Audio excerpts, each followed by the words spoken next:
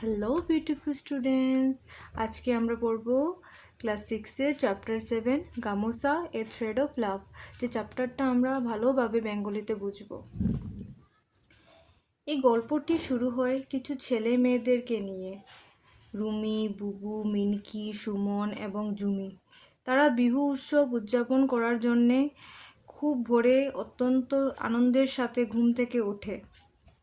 যেরকম বাচ্চারা কোনো উৎসবের সময় তাড়াতাড়ি ঘুম থেকে উঠে যায়, তেমনই উৎসবের সময় তারা অসমের ঐতিহ্যবাহী বাদ্যযন্ত্র যেমন ঢোল, পেপা এবং টকা, মানে আমাদের অসমের যেগুলো বাদ্যযন্ত্র আমরা বেশি ইউজ করি, বাজিয়ে আনন্দ উপভোগ করে।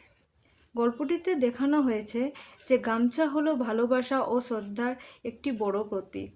বিহু উৎসবের সময় অতিথিদের স্বাগত জানাতে, গুরুজনদের সম্মান জানাতে এবং শ্রদ্ধা প্রকাশ করতে গামছা ব্যবহার করা হয়।